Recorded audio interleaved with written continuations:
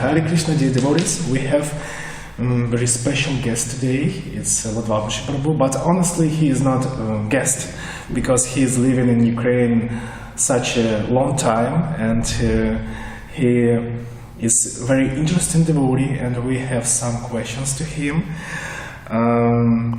First of all, I have to admit that he is a disciple of Srila Prabhupada, and several days ago, I've been speaking with devotees, and I told him, like, look, it's Ladvamsi Prabhu, he is disciple of Srila Prabhupada, and they were like, no way he's disciple of Srila Prabhupada. And we want that your personality, your experience in Krishna consciousness to be shown more deeply to all of devotees. So, can you firstly tell us about yourself, about your origins, about your family, education? Thank you. No, I'm from Boston, Massachusetts. I joined the temple in Boston in 1973.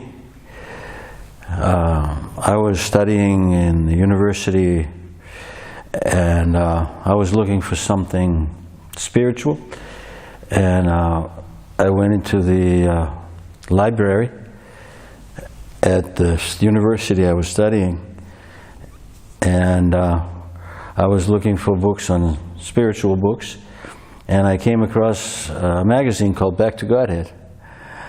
So I was like, I opened it up and I was reading it, and it was so nice.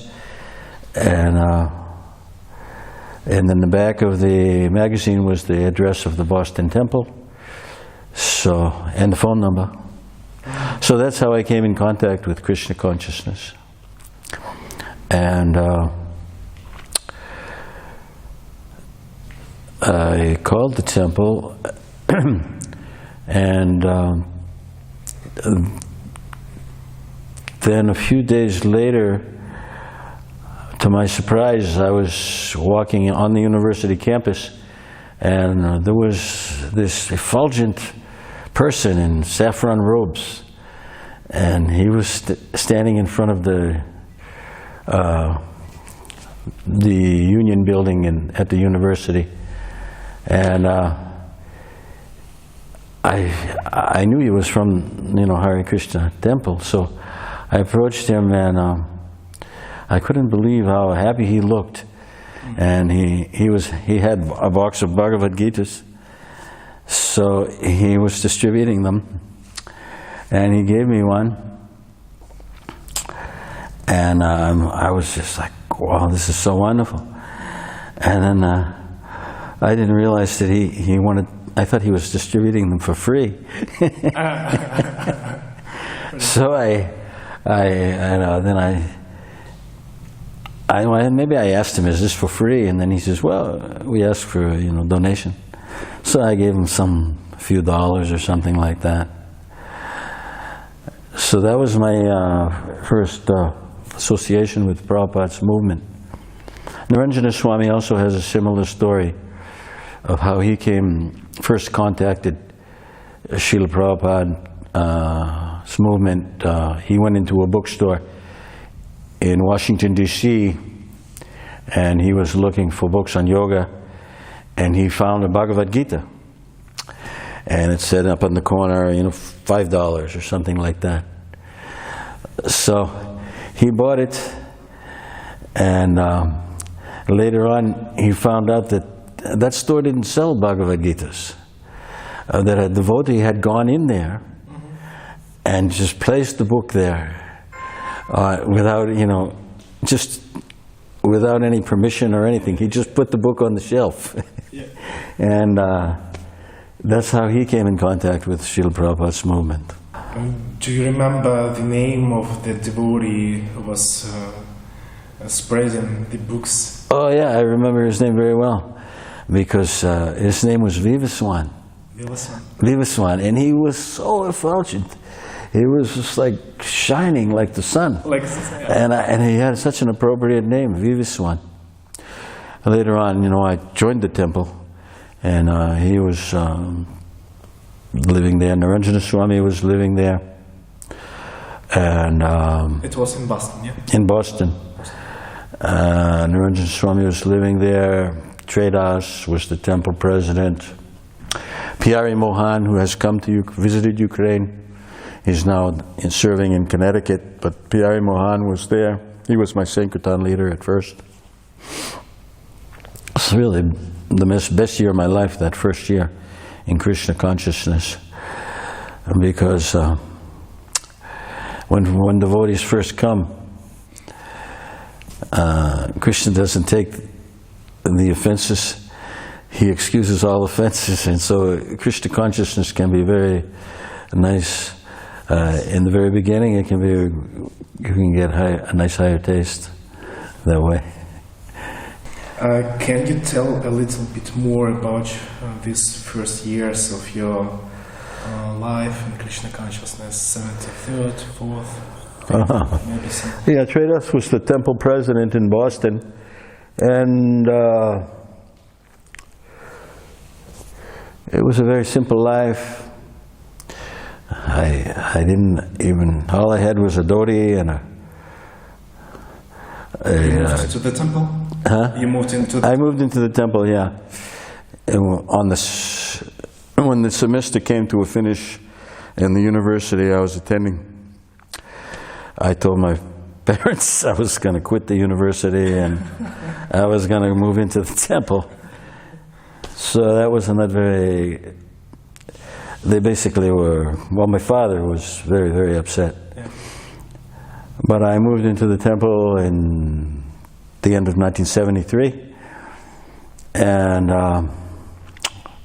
the temple life was very simple. We went out either on Harinam or book distribution daily. We hadn't, the devotees. They had a little locker. Each devotee, there was about 30 brahmacharis. Each devotee had a locker, foot locker for his belongings. And the temple authorities would come and check everybody's locker to make sure they were not collecting too many things. Yeah. So, I mean, it was a spirit of vairagya for sure. And if you were late for Mangal Arti, you couldn't take breakfast prasadam. It was quite austere, but it was still very, as I look back, it was one of the best years of my life. And I didn't own a penny. I was a new devotee, so I really didn't get a lot of respect. My parents basically disowned me because I'd become a Hare Krishna. But I was so happy that year, that first year especially. And then we moved, and in 1975, the Boston Temple moved to another location, a better location, in the center of the city. Mm-hmm. What was your first association with Srila Prabhupada when you first met him? So I was initiated in 1974,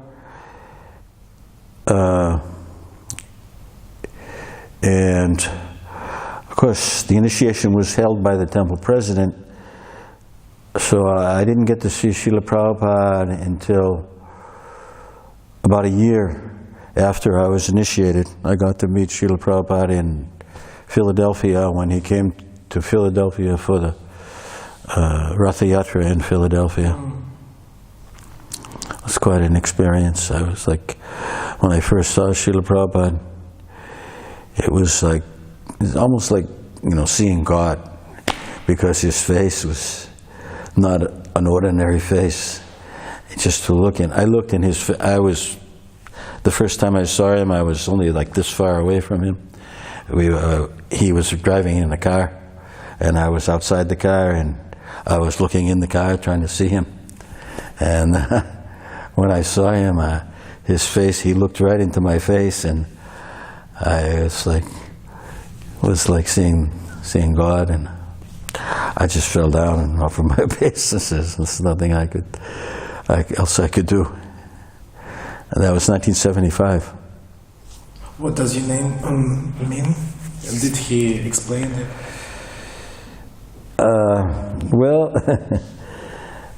that's a long... About your initiation. Huh? Maybe some words about your initiation.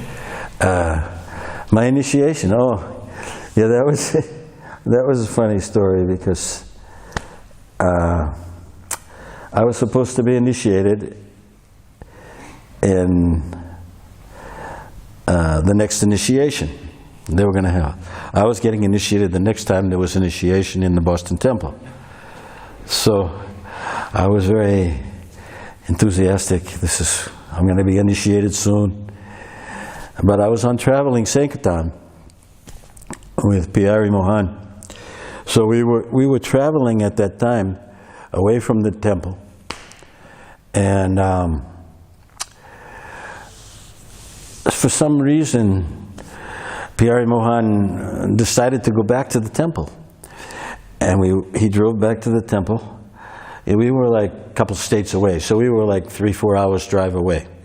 So he drove back to the temple, and when we got to the temple, I found out that that night they were having the initiation. They were going to make me wait till the next initiation. But for some reason, Pyari drove back that day, and when we got to the temple, the initiation was going to be held that evening, so I got initiated that same day. So I was quite lucky, but I was also questioning, well, they were going to hold the initiation. Why didn't they let us know? But things were done on the spur of the moment a lot back then, and so that was the story of my initiation. As far as the name Ladvamsi, that's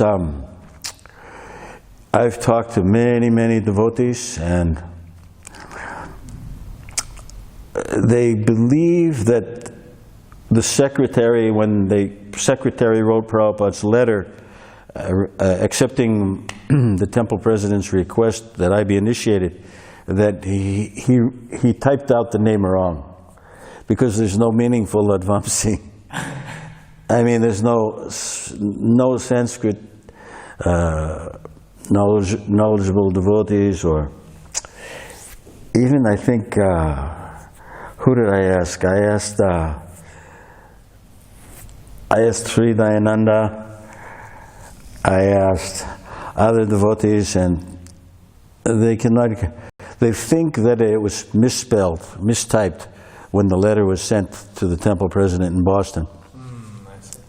So they think maybe it was Lagvamsi, maybe it was, they don't know. Nobody knows exactly.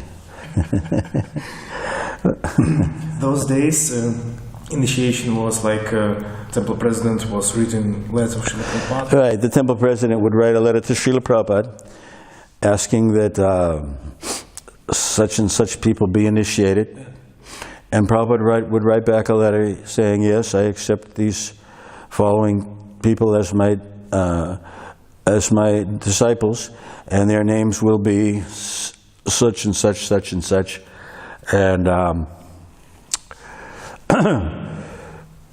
the secretary would type out the letter and send it to the temple president. So sometimes there was mistakes in the process. I was even listening to one video. Was it a video? No, it was I was listening to one of Prabhupada's initiation processes where he was there personally, and the secretary would read the disciple's name, and Prabhupada would correct him. So this mistake in the spelling, or this mistake in the pronunciation. So I mean, the process was not 100% perfect in the regards to the communication between Prabhupada and his secretaries. There may be some slight discrepancies. Nice. There were slight discrepancies, and my name, they think there was a discrepancy there, but I'm happy. You told us about your Sankirtan leader, Pyari Mohan Prabhu. Yeah. And Can you tell us more about your experience in book distribution, in Sankirtan, maybe some stories do you remember? I see. Yeah, Pyari Mohan, he, as I said, he's in charge of the temple in Connecticut now. He's a very jolly devotee, and I traveled with him on traveling Sankirtan for about a year, and he was so much fun to be with. They used to call us Pyari's Pirates, because he was very bold. He was very jolly, and we traveled around America in a van. It was a great time. He's to this day still jolly. I wrote him an email recently requesting some favor from him.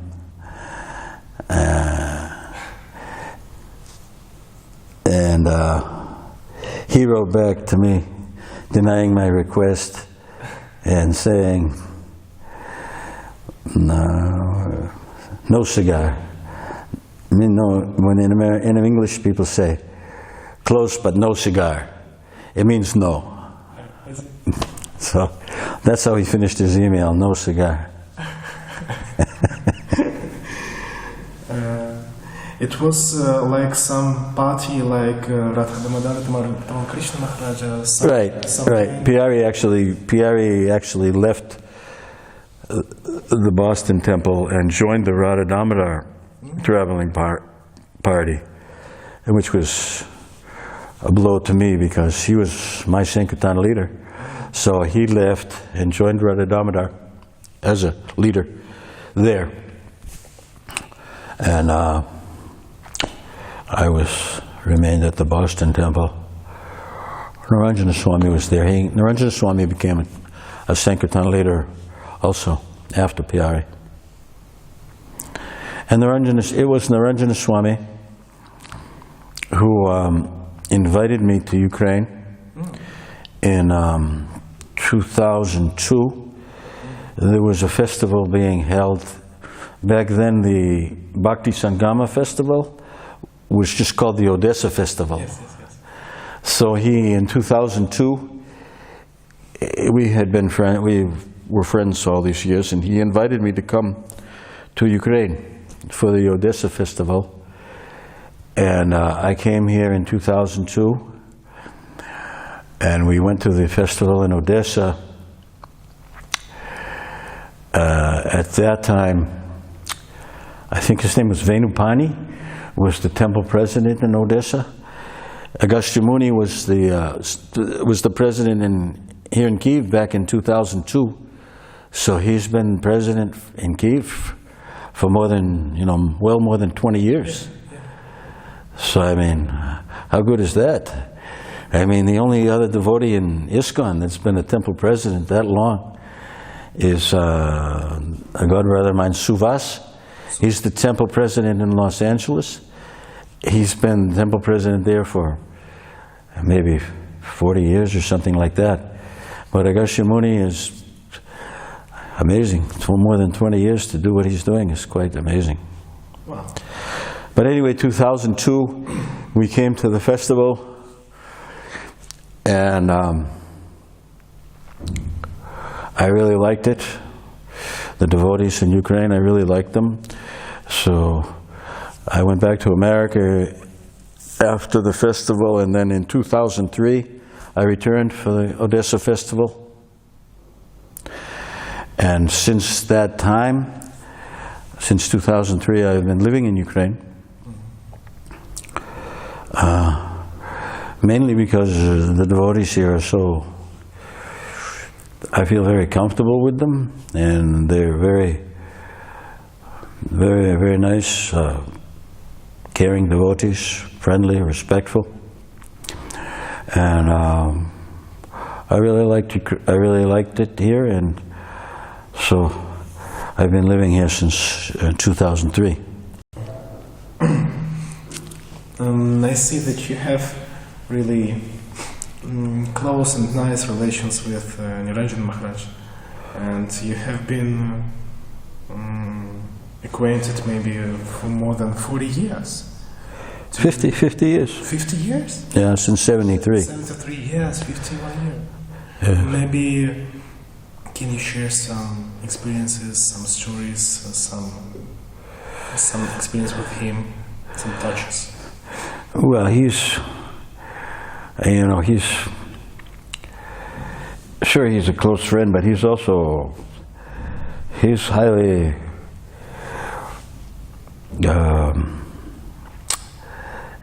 elevated, highly advanced, highly intelligent. We're friends, but there's really no comparison between me and him. So the friendship is, if I could have been, more serious, I would feel closer. But I feel close to him. He's a close friend, but in some ways, I regret that I didn't be as serious as him and as responsible as him. Because from the very start, he became, took up huge responsibilities as the cook, the temple president, the GBC, sannyasi, guru. He took up all these responsibilities,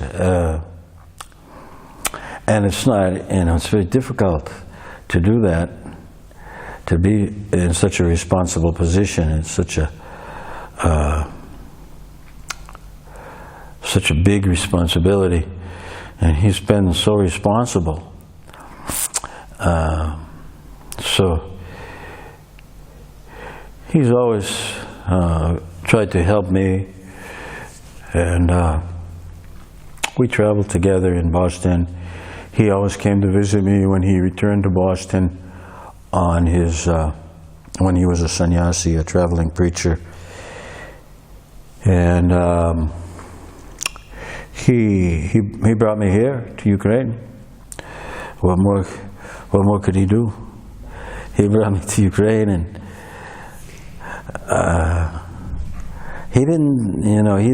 he doesn't force you to do anything. He didn't say, okay, now you live here in Ukraine. But he lets you make your own decisions, but he tries to steer you in the right direction. So I do have the highest regard for him. He used to come more often before the war. I used to get to see him. But since the war has begun, I don't see him so much.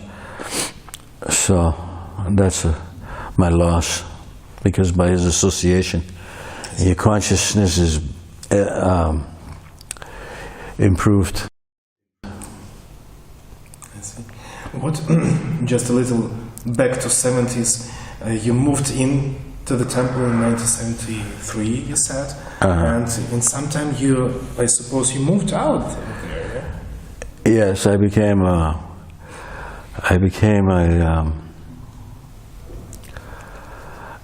I opened a flower business. Oh. We were selling. I was a flower merchant. I would go daily to the flower markets, and I had many flower stands in Boston. What do you call them? Here, I don't think they call them.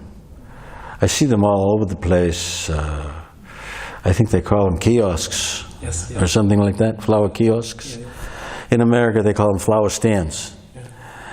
And so I had maybe 10 of those in Boston, and it was very successful. We did about, in the better years, we were doing $1 million a year in sales. Oh. And the temple was getting 50% of the profit. So the donations to the temple were about $5,000 a month, $5,000 a month. And all the devotees in the temple were working with me. They were selling the flowers or driving the trucks, because a lot of the devotees in the temple needed money. Some were married.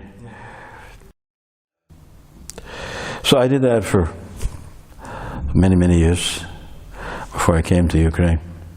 I stopped doing that before I came to Ukraine, and that's why Niranjana Swami brought me to Ukraine, because I wasn't doing anything in particular in America at the time. I see. So he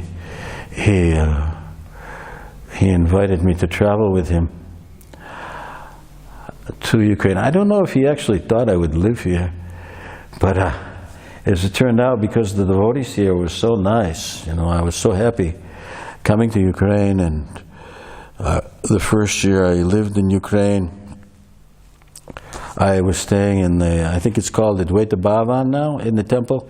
Yes. Then it was called the Sannyas Ashram. Yeah. So I lived there for 2 years, actually. I was living in the Advaita Bhavan before I was married. Then I got married and to my wife, who was the head pujari at the time, Kyiv Parayana. We got married in 2005. Then we moved to the Gopishwara and Vrajalalana. Moved out of the apartment that I'm living in, and my wife and I moved into the apartment on Belitska Street there in 2006. And we bought that place because the landlord, when the war started in 2014 in East Ukraine, the landlord wanted to sell the apartment and told us that we had to buy it or we had to move out. I see. And I didn't want to move out. I'd already been living there for 10 years, almost. So we bought that place in, I think it was 2014 or 15. If to compare the life in America and the life in Ukraine, maybe you can comment something. How can you compare this style? Well, Ukraine, I feel the Ukrainian people I like them more than the American people, let's put it that way. I think they're more spiritually inclined. They're more caring people. America can be cold. The people can be quite cold. And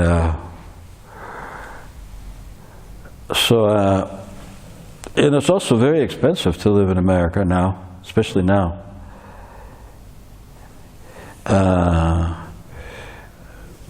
But I was treated so well by when I moved into the temple in 2004 on Zorny Street. 2003 I moved in. The Bhaja Govinda was there, Vaikuntha Ishwara, they were running the Bhakta program.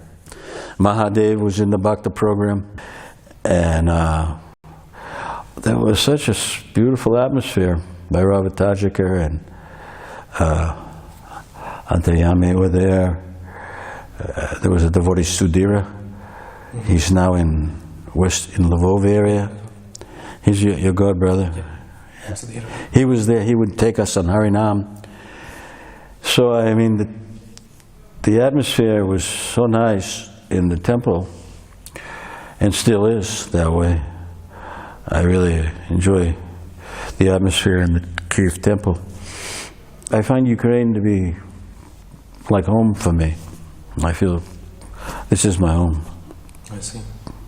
My parents have passed on, and I have a few sisters in America, but this is Ukraine, and Kyiv is basically my home. All the devotees have won my heart. I love the devotees here. I suppose it may be a reason why, when the full-scale war began, you didn't leave Ukraine. You stayed in Ukraine?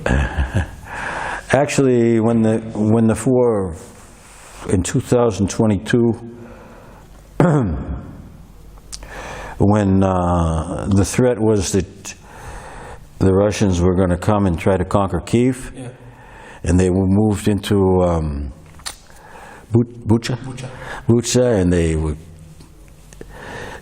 doing all kinds of atrocities. I did leave Ukraine. I was advised by everybody, including the U.S. Embassy here in Kyiv, and my family members. They said, you have to leave. You cannot stay there. So I drove to Budapest. I did leave Ukraine at the beginning of the war. I drove to Budapest. My wife joined me there. And we stayed there for some time until they retreated from Kyiv, and the war was concentrated in the east and the south. I came back, but my wife, she's Belarusian citizen, so she, from Hungary, she went to Belarus, and we didn't know, I didn't know, that once she got to Belarus, she wouldn't be allowed back into Ukraine. So now she's in Belarus, and they won't allow her to enter Ukraine because she's Belarusian citizen. So I came back from Hungary, I came back to Kyiv, but I thought she was going to go from Belarus to Kyiv, but once she got to Belarus, they won't allow her into Ukraine. So now we're trying to find some way for her to get back to Ukraine, because she's basically stuck in Belarus. Can you tell us a little bit more about your meetings, relations with Srila Prabhupada? You told that you saw him first time in Philadelphia, and maybe some stories, some first lectures, his first lectures. Maybe when was the last time when you saw him? How did the atmosphere change when Srila Prabhupada left? How in Boston? Well, as I said, I first met Prabhupada in 1975. I've told this story quite a few times, so many people have heard it.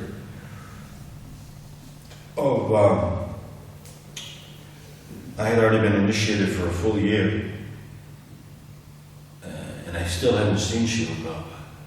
I was initiated in 74. Here it was 1975. I still haven't even seen Srila Prabhupada. Many devotees had gone to New York. Boston is maybe a 4-hour drive from New York. So a lot of devotees had gotten the opportunity to go to New York to see Srila Prabhupada. But I was just a bhakta. I was a new devotee. And I didn't hold any control over my destiny. I was just told to do this, do this, do this.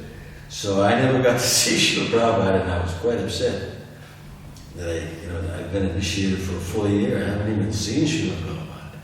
I was really, I felt like I was being cheated.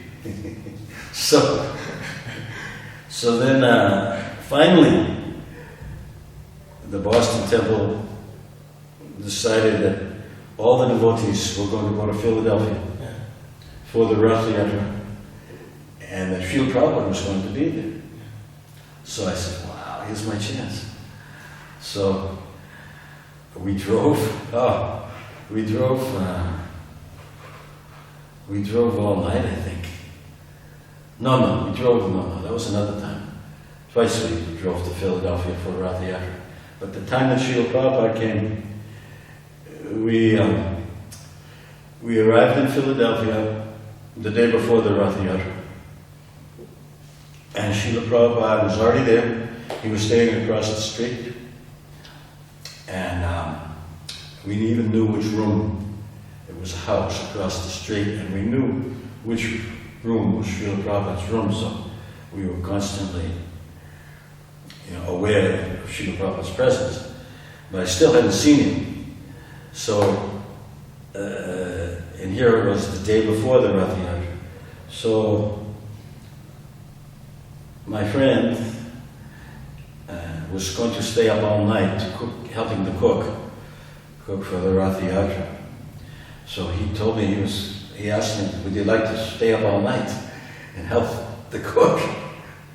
So I said, well, I just kept thinking about that verse. The secret of spiritual advancement is to please the spiritual master. So I said, well, here's my chance. So I stayed up all night helping the cook. And every once in a while we would look where the kitchen was across the street from where Srila Prabhupada's room was. So we would look over to see if his light had come on in the morning, because we were working all night.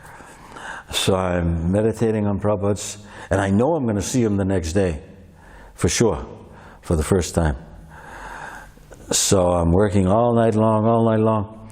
Finally, we finish in the kitchen at 5 or 6 o'clock in the morning. And okay, it's time to chant my japa. So I knew Srila Prabhupada goes for her morning walk every morning. Yeah.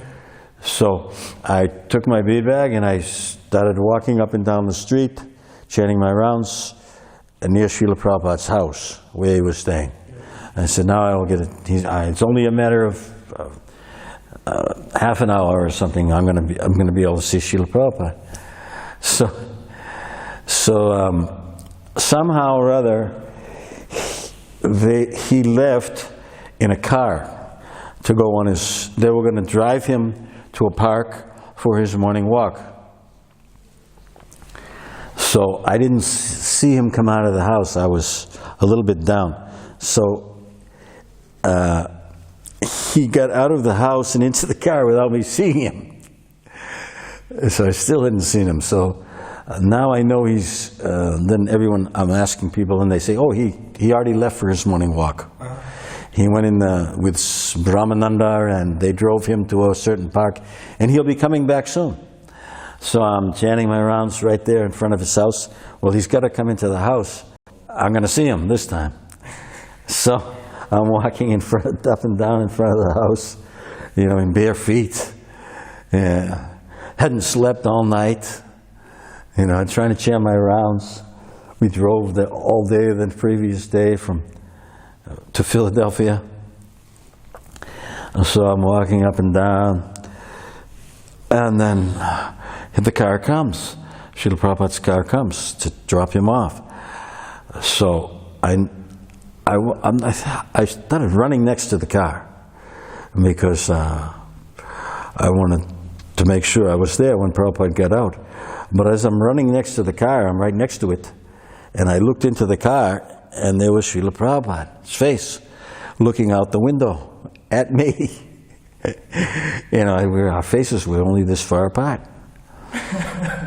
And he's looking out the car window, and I'm looking in the car window, this far apart, And that's the first time I saw Srila Prabhupada. And his face was, he was looking at me. And I was like, looking into the face of God. I was like, wow. And I just fell down on the ground and paid my obeisances. Then later, he came out to give class. Yeah. And the temple was across the street, so he walked out of his house and he was walking into the temple, and there's huge crowds. The whole ground is covered with people. Everyone's crowding in because, Srila Prabhupada is there and he's going to give Bhagavatam class. So he's walking in this, they made a path for him, they cleared a path so he could walk to the temple, and he's walking amidst the masses, going like this to everybody. Mm-hmm. And then he stopped and he talked with some Indian people. And I was watching this from outside, out in the yard, and he entered into the temple room, but it wasn't that big a temple room, so not everybody could fit inside. So, because I had worked in the kitchen, I knew the back entrance to the temple. So I ran around through the kitchen and I made it into the temple room. And a lot of people were stuck outside. It was too many not everybody could fit. Some people were outside the windows on the grass, listening to the lecture through the window. And some people were in the hallway, and one devotee shut the hallway door, and Prabhupada commented that, no, leave the door open so they can also hear. Prabhupada was giving the class, but I was quite tired, and his accent was quite heavy, so I couldn't really catch all of the class. I was listening intently, but I couldn't understand what he was saying. And I was like very tired. I hadn't slept, and I'm, staring at Prabhupada, listening intently, but not able to pick up his accent. And then all of a sudden, he looked right at me, and he said,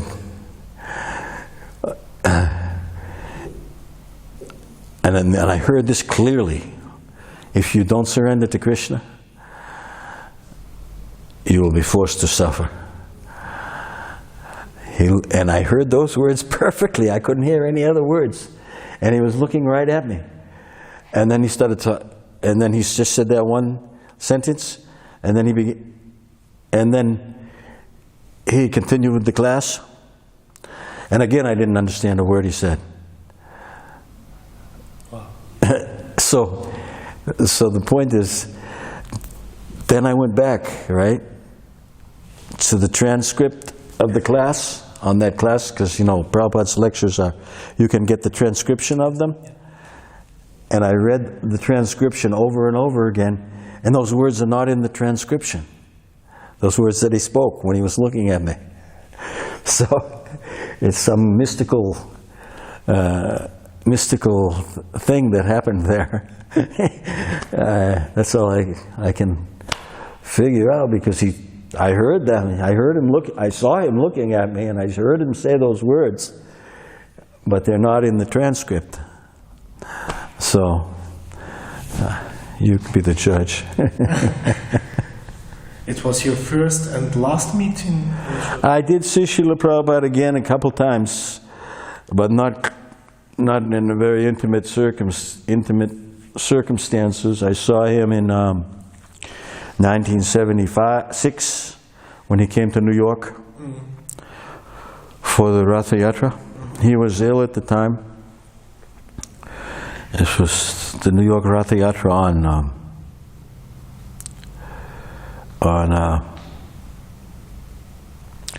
down the center of New York. Prabhupada was very pleased by this Ratha Yatra. This was the Ratha Yatra where Jayananda came and built the carts, and there was 3 carts, and Prabhupada was so pleased that this Ratha Yatra was being held, big Ratha Yatra in New York City, and he came for that. And I saw him there. He sat on the cart. I saw him come out of the car and get up onto the cart. Mm-hmm. But he was beginning to get ill at that time. Mm-hmm. It was only he only stayed in his body another year after that. And I saw him also in 1976 at the festival in Mayapur, the Gaur Purnim festival. I went to that festival in 1976, and he was there. I see. If to speak about nowadays, what does inspire you to to keep going in spiritual development? What inspires you to continue your practice of Krishna consciousness? Maybe some, because it's 50 years of practice. Well, what inspires me most is, what's inspiring me now is seeing, the story of Maharaj Parikshit. He was going to die in 7 days. So what did he do? He went to the banks of the Ganges and he heard about Krishna. Yeah. And why did he do that? Why did he give up his kingdom? Why did he go to the bank of the Ganges? Of course, he's a great devotee, but because he knew he was going to die in 7 days. Yeah. So, when you reach, I'm 70 years old now, so when you reach 70, you start to see, it's time to get ready. It's time to prepare for death. That's what's inspiring me right now. Of course, I have so many great friends and devotees taking care of me, and that inspires me a lot too.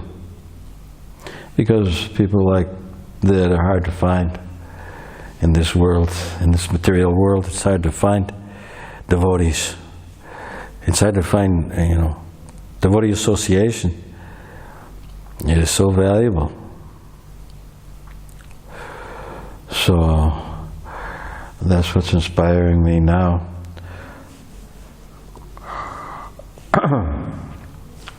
But I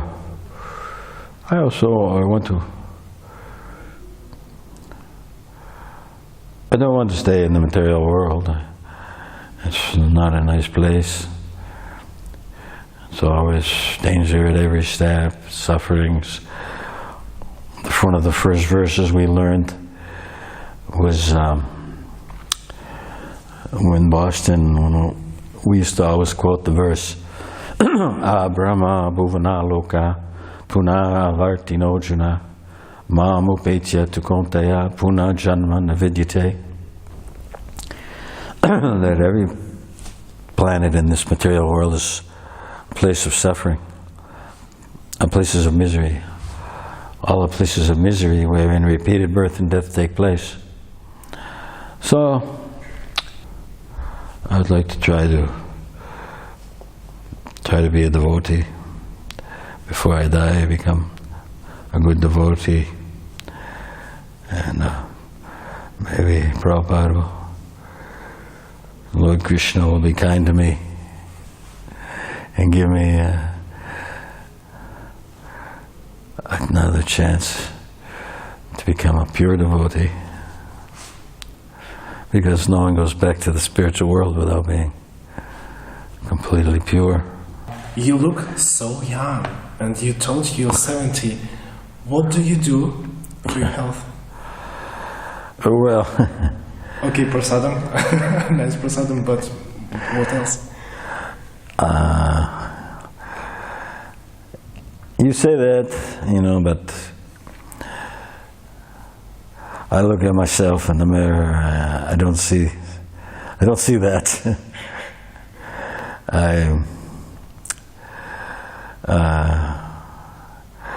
It's hard for me to even look in the mirror at myself because it's so bad. But there's nothing I can do about it. Old age is old age, and it's going to get a lot worse too. It's going to get a lot worse. That's inspiring me the most right now is the fact that old age, you get to see it.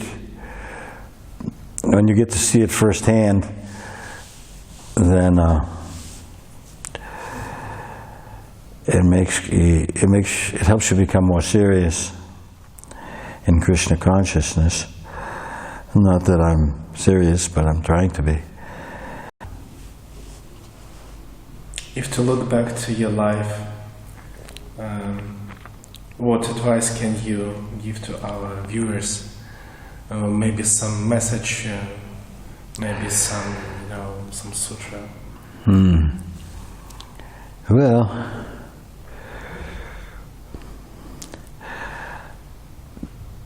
Krishna,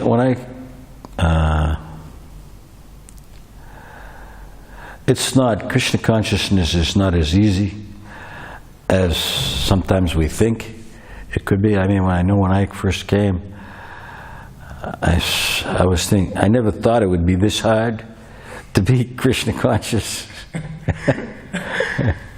It's more difficult than you think sometimes, than you think it will be. So,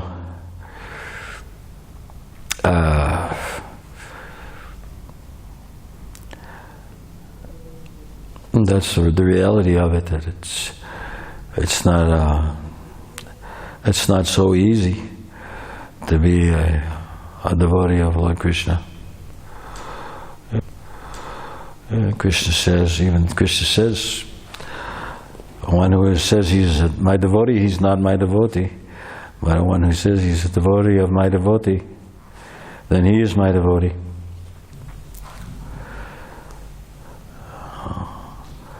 But